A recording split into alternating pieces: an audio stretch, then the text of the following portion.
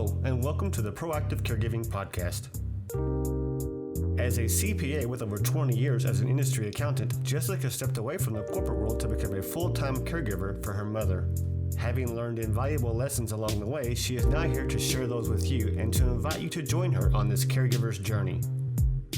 Here is your host, Jessica Cannon. Hello, everybody, and welcome back. I wanted to share something that has helped me to step aside and take a different look within my caregiving journey and beyond. And so I wanted this to be an opportunity to share something very valuable with you. As a caregiver, I often speak about the stressful environments that I care within, but started to recognize that others aren't responding and stressing the same way I am or from the same scenarios. So it started to get me thinking, have you ever thought about what type of a caregiver you are? And I'm not necessarily referring to the technical type, like the family caregiver or the professional, independent, the private, the informal, or volunteer. I'm talking more so of the type of caregiver and the type of person, what motivates us personally. So you may have heard about this, because I know I didn't until I started to reach my own spiritual discovery journey in this process. But I came across what is called an Enneagram. And today I've asked Jackie Rylander to be on with me because she definitely can speak to this more clearly than I can. Jackie is a lifelong member of Riverbend Church. She is a born and raised Austinite. She's a wife, mother of 2 boys, and a criminal defense attorney. She also lectures at the University of Texas, and she teaches about God's Word. For 10 years, she served as a prosecuting attorney in Williamson County, but since then she stepped away as the primary caretaker of her toddler and infant, and is even starting her own defense practice. But as interesting as that sounds, she will go in further into this Enneagram, and you'll believe what an exciting, enlightening tool this can be. Thank you for coming on with me today, Jackie. How's it going? Thank you so much. It's a great day. So, before I ask you how you came across this, can we pretty much explain to everybody what the Enneagram is? Yes, the Enneagram is a personality assessment and also a spiritual tool to understand what drives you, what motivates you, who you are, why you think the way you do, why you say the things that you do, and why you do the things that you do. So the underlying reasons or motivations for who you are. So it goes into your identity, into your spirituality, and it really helps you with communication between people, within your relationships, because you understand that there are 9 typologies of the Enneagram, and the world is divided into those 9, and not everybody is like you. So you have a deeper empathy from that. And it's very important to come from that place of empathy. And it's something that's helpful. I mean, when you think about what's going on in the world today, if we would be able to stop and think why people are reacting the way they are, not just historically, but their personality types certainly play into that, I would think. Absolutely. So how far back does this Enneagram personality typing go? Where does it come from? So it's been popularized since the 1950s. A lot of behavioral and social science research have gone into it of late. However, it actually dates back to the 4th century to a monk, and it's been developed since that time. And there are a lot of recommendations I have for resources if you want to learn more about it and how to assess yourself. But certainly you can go to the Enneagram Institute online for lots of background information. And the book called The Road Back to You is a very popular read right now that explains kind of what the Enneagram is and what number you likely could be. A more in-depth read would be Richard Rohr's Enneagram book as well. He was kind of one of the originals in the last 50 years to bring it back. I'm glad you mentioned that because I actually have that book and I've been reading it I'm engrossed in it right now, The Road Back to You. And this is one of the things that before I wouldn't have picked up this book because from my background and my exposure in the corporate world, a lot of times they have you take the Myers-Briggs test, which is more of that profiling for the strengths and weaknesses and your opportunities and threats for you to assess that way. And I looked at this information before and I thought, oh, it's another one of those profiling things. And I definitely dismissed this book way too soon because once I've gotten into it, it really has given me, it's made me think back to times when I've worked with other professionals and even people personally now in my caregiving journey. Like, it is a very interesting way to look at things. I would definitely say it's very helpful. Prior to that, I would say if you want to know a little bit about your number, what you could be on the Enneagram, go to enneagramtest.net, because this is going to be an initial testing to kind of get you into it, to see if you want to know more about who you are, your true self. And when you take that test, you don't want to be overly analytical. You want to answer questions spontaneously, what's been true most of your life.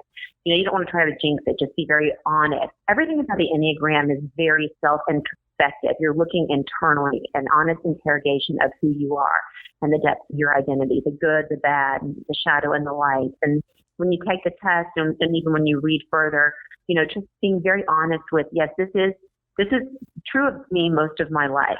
Right. And that's where I looked through it. And at first I started to say, oh, I think I'm a little bit of an 8 with a 9 wing. And then I read even further. I was like, nope, I'm definitely a 1 with a 9 wing. And then I continued to read through and I thought, well, maybe I'm a little bit of this one and maybe I'm a little bit of that one. And so I can definitely see how we have a lot of these personalities that, I guess, as situations and scenarios happen in our life that may kind of shadow one or the other, but it's not your individual type. I would say, first we probably should introduce everybody to the fact that there are these 9 personality types or typologies, and they really revolve around what drives you. So why don't we kind of give some of the basic information about that and Definitely. the desires of the 9 types. Is that okay? Absolutely. So when you take a test and read about the Enneagram, you're going to see the 9 typologies that explain human motivations and what motivates you. So 1s are perfectionists, and they're motivated by the desire to live the right way and improve the world. It sounds like you're number 1. Okay, which is wonderful. Number 2s are helpers. They have a need to be loved and needed, and they express that through helping others. They actually are called caregivers as well on the Enneagram. So many people in the audience could relate to the number 2 typology. Number 3s are performers. They're motivated by a need to be successful and goal-oriented, or at least appear to be, and are very productive members of society. I'm a 3, and the number most popular in America is a 3. 4s are romantics. They have this desire to be understood, often very artistic and creative. 5s are investigators, motivated by a need to gain knowledge and really love researching and going into detail. 6s are loyalists, and these are the most popular in the world. They are motivated by a fear and need for security, and they tend to be the worst case scenario thinkers. 7s are enthusiasts, and they have this need to be stimulated all the time, have positive experiences, and very fun and spontaneous, often have very good senses of humor. 8s are challengers. They're motivated by a need to be strong and avoid appearing weak or vulnerable. And 9s are peacemakers, and they're motivated by a need to keep the peace, merge with others, and avoid conflict, and they're very harmonious people.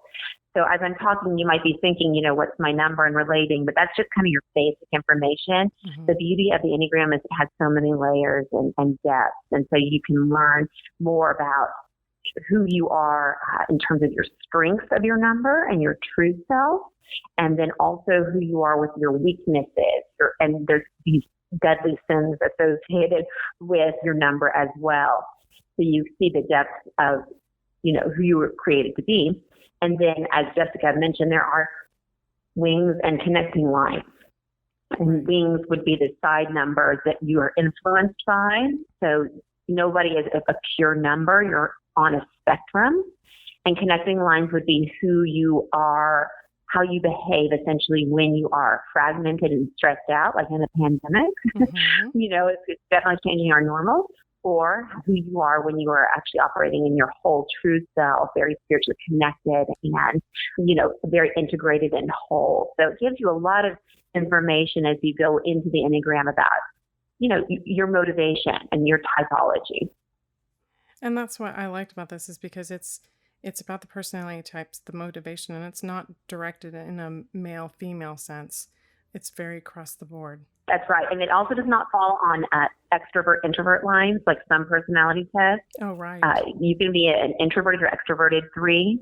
My father is definitely more introverted and I'm more extroverted 3, but we're both 3s. And I'm actually seeing it come across in my son too. So you can begin to want to diagnose your friends and family, but I would also encourage them to read and take a test and learn about it themselves.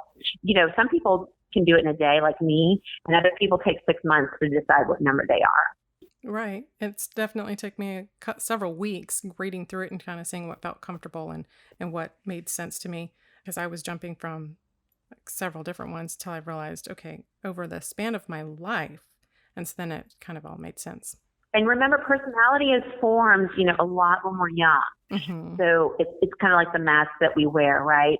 These coping mechanisms, defense mechanisms that we develop, and how we respond to the world around us. And it tends to be solidified by our 20s. So if you are older, you can kind of think back to what was I really like in my 20s, what really drove me, and that can kind of give you an indication of what number you could be if you're having trouble deciding that number. And you remember, it goes back to motivation. So for an example, when I feed my baby, I am very driven as a 3 to finish the task. And, it's a goal of mine to feed my baby 3-4 times a day.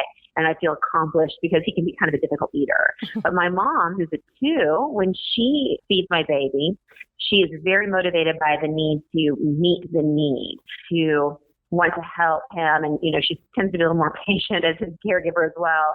And so, we're both doing the same action of feeding the baby, but we're motivated differently. And it comes across in how we express ourselves as well. And my mom was always trying to feed my baby more than probably I would, because I want to get it done as a 3. I've come to have a lot more patience with her and understanding that she really is living in her typology. And I have to let her be the 2 that she is. Mm. So it really comes down to what drives us and motivates us.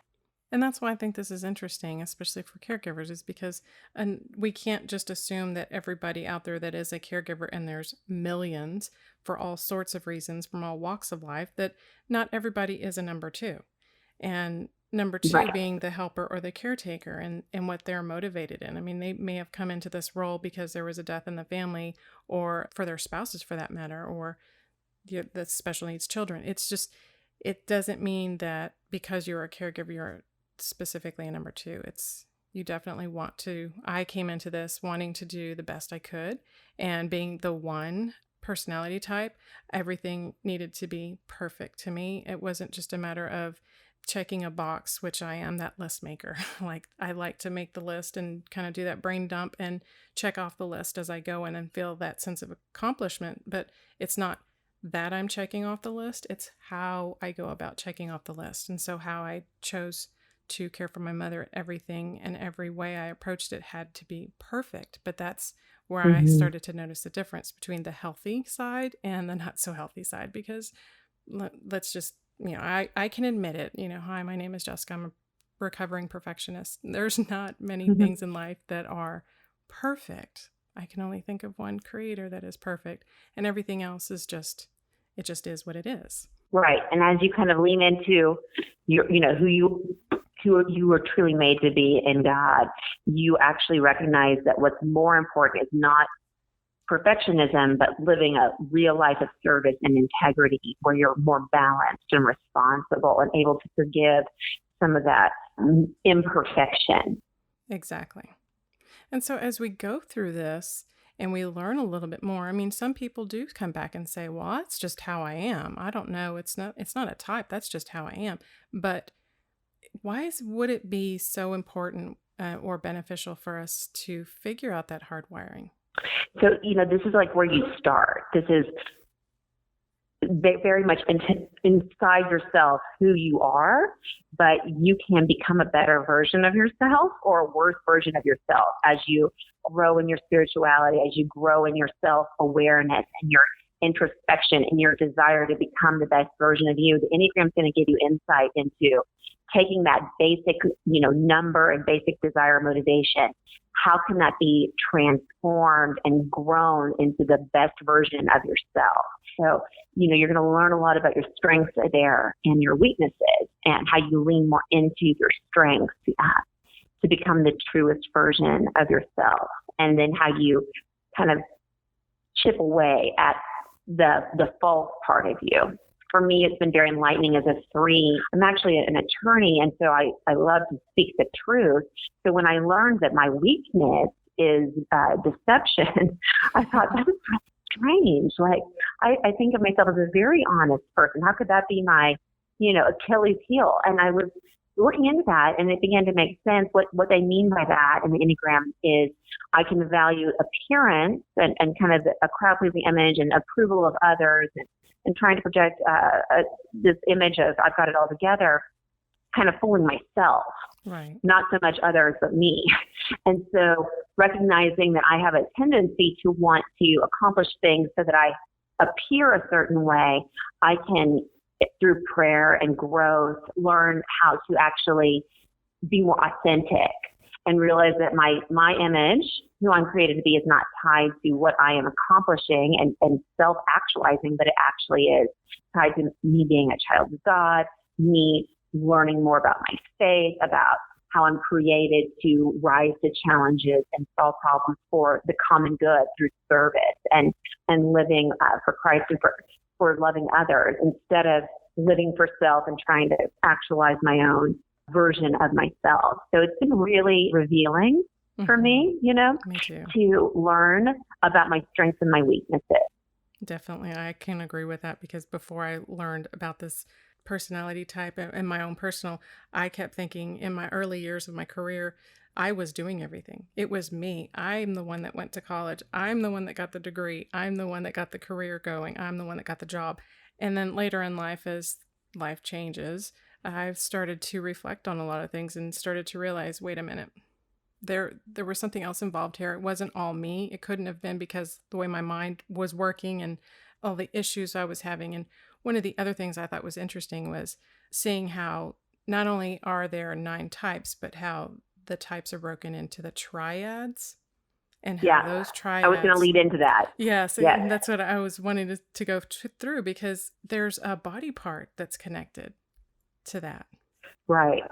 And there's an emotion that's related, and that it feeds into this idea of the weaknesses as well. So when you look at the triads on the Enneagram, there's 3. There's the gut triad, those are the 8s, 9s, and 1s, the heart triad, 2s, 3s, and 4s, and the head triad, 5, 6, and 7.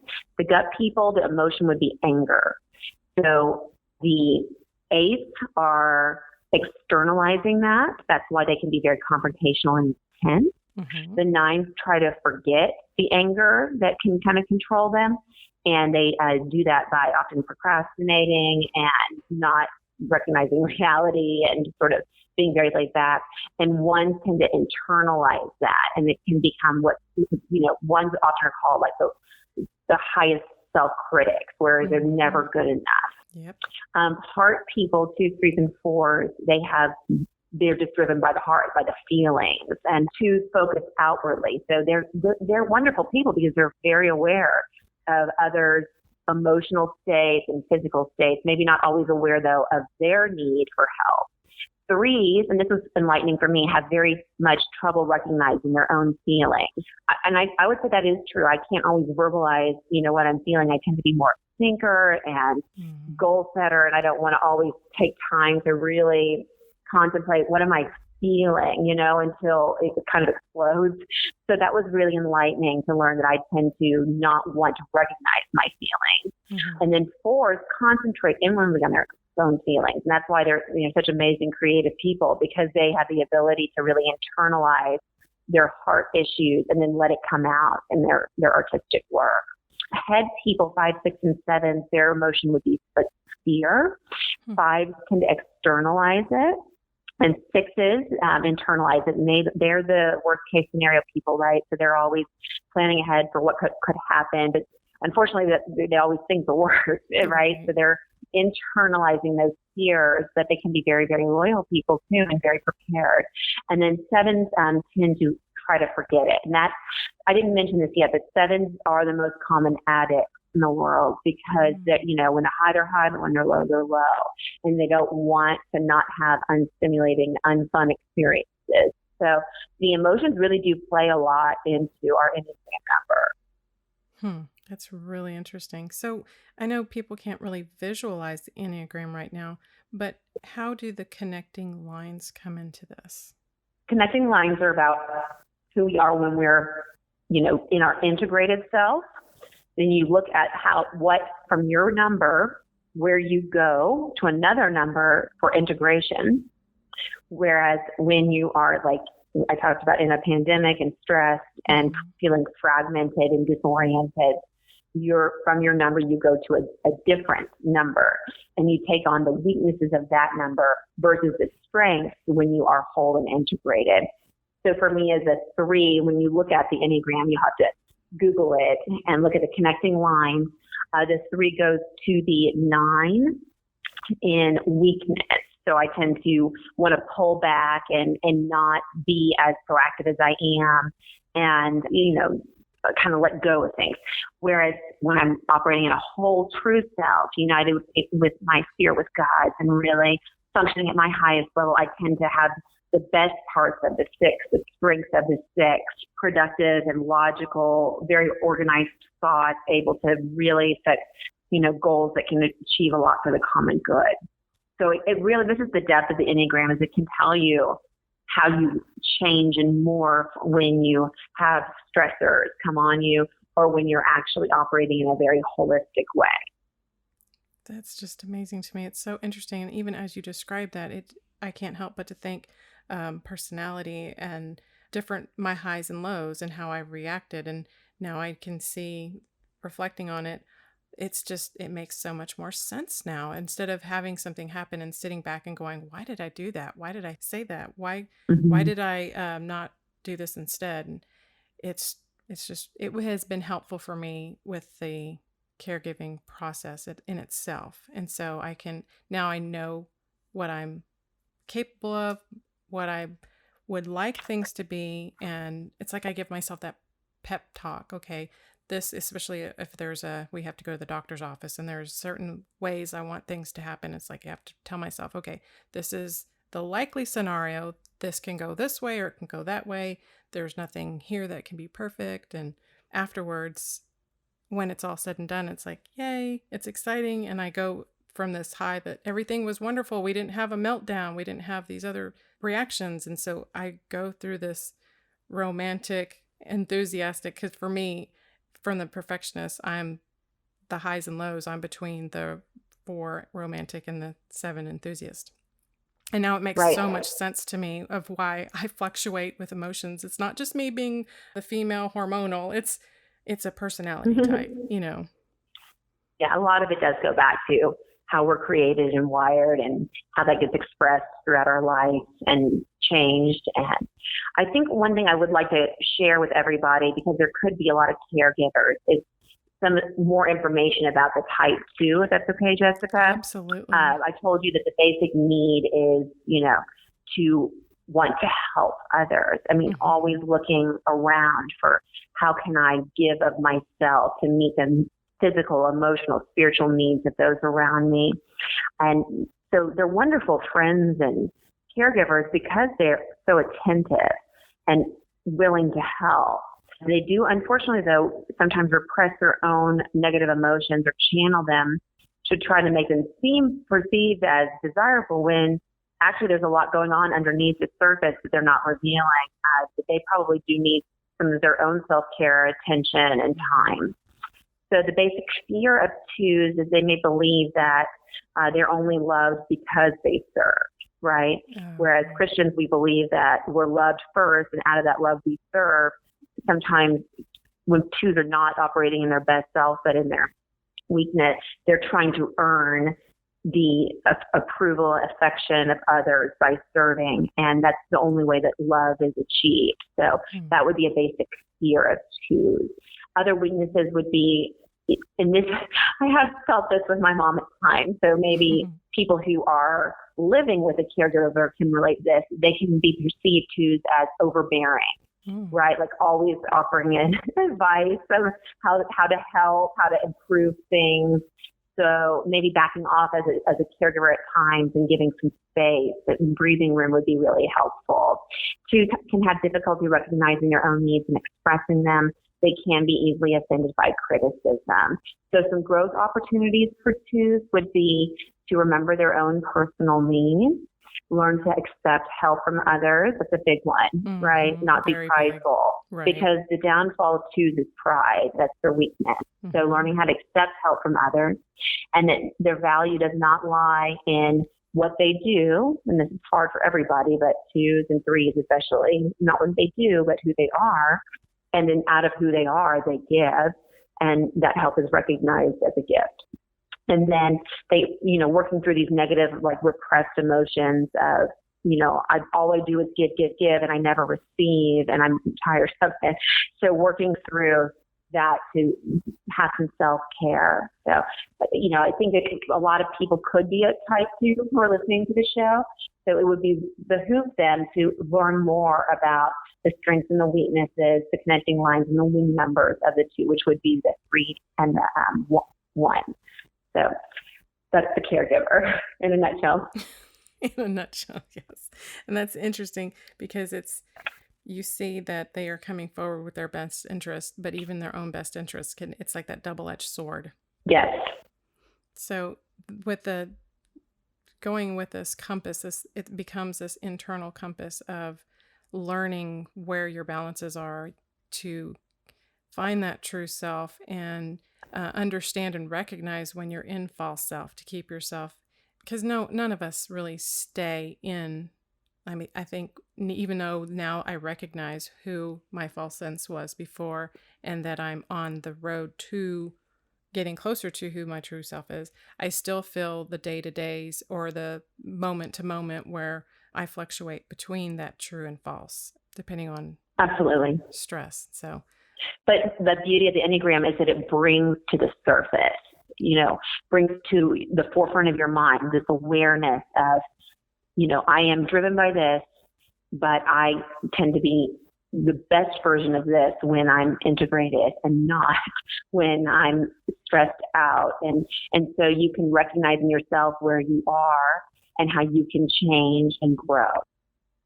And that change is possible. So it's not so much that you're going to one day, like I'm not going to someday go from a 1 and completely be a 4. It's learning that I can change and become better and be closer to God in that process and not deny those changes.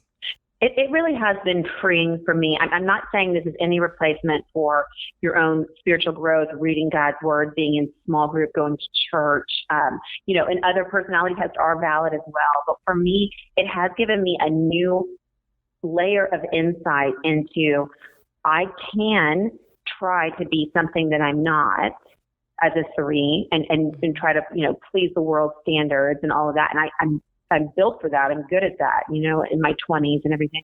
But as I've grown now in my 30s, I've become aware that actually who I really am is better than that because it's made by God. My image is not tied to what I do, but who I am. And I can really be more authentic and vulnerable with people. And that's attractive to people because I'm being my true self. Right. So it's very freeing to know that the image of God in me and who I'm becoming, and not just what I do and manufacture, but who I'm becoming is even a better, part of me. So I walk in that freedom of I can be an authentic, vulnerable person that doesn't have to create her own identity, but can live fully as a child of God. And it just really has given me that sense of freedom. And I love that sense of freedom because now I feel like I'm not bound by the image of who I think I should be. I'm released into the image of who I know I was created to be. Yes.